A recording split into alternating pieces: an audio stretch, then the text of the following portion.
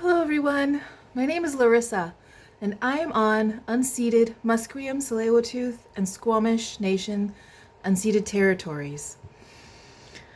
I would like to talk to you a little bit about spirit guides, and I would like to teach through storytelling. So I have been guided to talk about my spirit guides, two specific, very young age experiences that I had, and then one when I was a little bit older as a teenager, and also to talk about the structure of my spirit council and how it guides, informs, and protects me.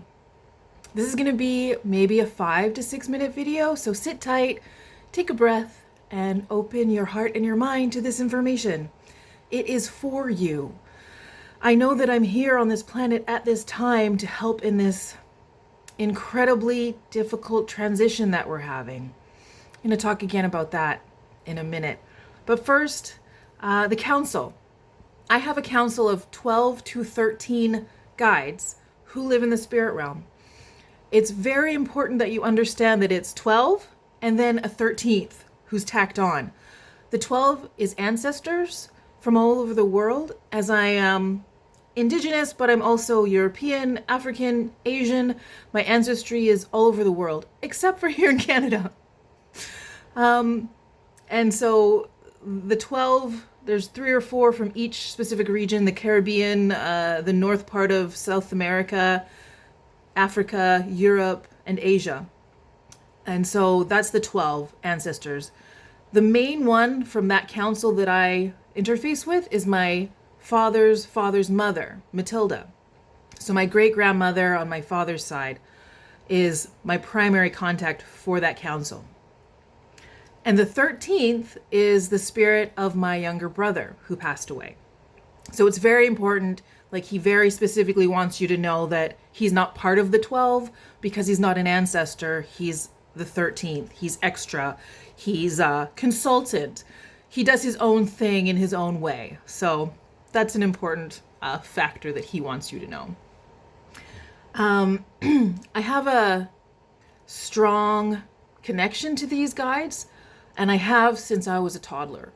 Some of my earliest childhood memories are sitting in front of the couch while my mom, who was pregnant with my brother at the time, would take a nap. I would sit on the couch, sit on the floor in front of the couch, and she would take a nap, and I would just be enthralled, completely focused on the empty space in the room. The television wasn't on, music was playing.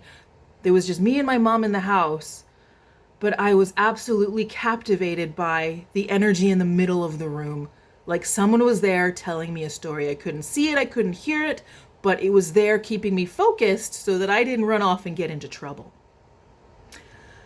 And later on, when I was about less than kindergarten age, between 3 and 5, I remember being put to bed, and it was spring, summertime, the sun was still up, but the curtains were drawn.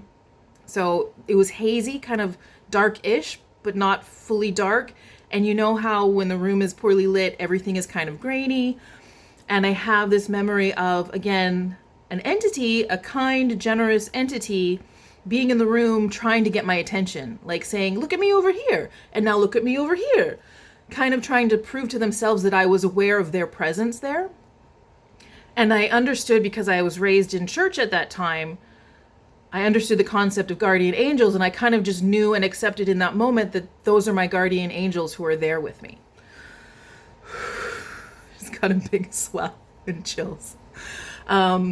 And so those are my earliest childhood memories of my spirit guides and guardian angels. To me, the two are kind of interchangeable if I'm thinking of a personal, direct influence on myself.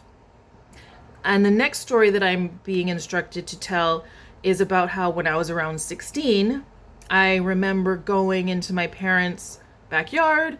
It was nighttime, the stars were out, it was beautiful, it was summertime, and laying on the ground and looking up at the stars and thinking, that's where I'm from. The sky, the stars, the cosmos, that's where I'm from. And on a literal in a literal way, the stuff that we're made of did come from stars, but I was interpreting more as like, I'm an alien with having like a human experience. And I kind of received this information of, you're here in this time to witness this transition.